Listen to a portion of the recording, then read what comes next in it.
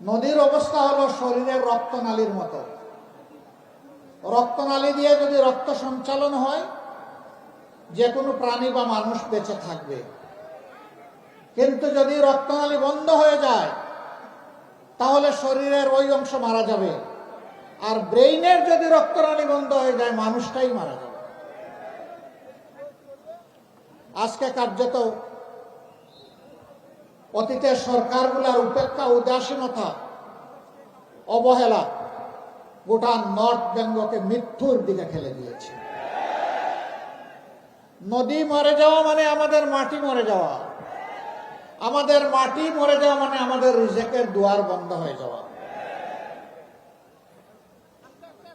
মহান আল্লাহর পর ভরসা করে আপনাদেরকে আমরা কথা দিচ্ছি, উত্তরবঙ্গের মানুষের নয়, শুধু বাংলাদেশের আপামর জনতার ভালোবাসা, দোয়া, সমর্থন এবং ভোট নিয়ে আমরা যদি সরকার গঠন করতে পারি, তাহলে নর্থ বেঙ্গলে প্রথমে আমাদের দৃষ্টি পড়বে মরা নদীগুলাদের উপর। নদীর জীবন ফিরে আসবে, নর্থ বেঙ্গলের জীবন ফিরে আসবে ইনশাআল্লাহ। আমরা গোটা নর্থ বেঙ্গলকে একটা কৃষিভিত্তিক রাজধানীতে পরিণত করতে চাই। এখানকার মানুষ আসমানের আপেল খাওয়ার জন্য কারো কাছে জানায়নি। সহজ সরল জীবনযাপন, অল্পে তুষ্ট, কঠোর পরিশ্রমী। তাদেরকে তাদের পরিশ্রমের জায়গাটা তৈরি করে দিতে হবে। হাড় ভাঙ্গা পরিশ্রম করে এখন মাঠে আগের মতো ফসল ফলে না। সার দিতে দিতে জমির জান শেষ। এর মূল কারণ হচ্ছে ওই যে মিঠা পানির পরশ থেকে, স্পর্শ থেকে আমাদের মাটি, আমাদের জমি বঞ্চিত হয়ে পড়েছে। তিস্তা মহাপরিকল্পনার পাশাপাশি নদীগুলোকে জীবন দেওয়ার মহাপরিকল্পনা নেওয়া হবে ইনশাআল্লাহ। আমরা কারো লাল চক্ষুকে ভয় করি না ভাই, আমরা ভয় করি শুধু আল্লাহ রাব্বুল আলামিনকে। কোন আধিপত্যবাদের ছায়া বাংলাদেশে আমরা দেখতে চাই না। অবশ্যই বিশ্বের সকল সভ্য দেশের সাথে আমরা বন্ধুত্বের সম্পর্ক চাই। আমরা প্রতিবেশীদেরকে আমাদের প্রতিবেশী হিসাবে দেখতে চাই। আমরা কারো উপর খবরদারি করতে চাই না, আর কেউ এসে 56,000 বাংলাদেশের উপর খবরদারি করুক তাও দেখতে চাই না। আমাদের কথা একদম পরিষ্কার।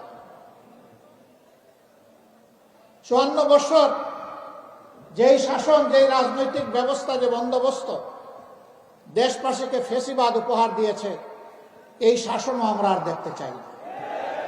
আমরা চাই তার আমূল পরিবর্তন।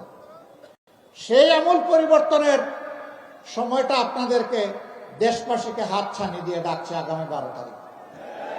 একসাথে দুটি ভোট ইনশাআল্লাহ অনুষ্ঠিত হবে, গণভোট আর সাধারণ নির্বাচন। আমি বলবো গণভোট সফল হলে সাধারণ নির্বাচন সফল হবে। তাই গণভোটের পক্ষে হা বলতে হবে। জুলাই শহীদদের প্রতি সম্মান দেখানোর জন্য গণভোটের প্রতি হা বলতে হবে। আপনাদের বুকের সন্তান আবু সাইদ বাংলাদেশকে পরিবর্তন করে দিয়ে গেছে। গোটা বাংলাদেশকে উদ্দীপ্ত করে তার জীবন উপহার দিয়ে এ দুনিয়া থেকে সে চলে গেছে। সে আওয়াজ দিয়ে গেছে, হে বাংলাদেশ, তোমাদের হাতের তালুতে আর তোমাদের ঘাড়ের উপর, হাতের তালুতে আমার রক্ত, ঘাড়ের উপর আমার লাশ আমি উপহার দিয়ে গেলাম। আমাদের স্বপ্ন বাস্তবায়নে তোমরা শহীদদেরকে ভুলে যেও না। আমরা কথা দিচ্ছি, আমরা ভুলে যাব না ইনশাআল্লাহ। ওরা কি চেয়েছিল?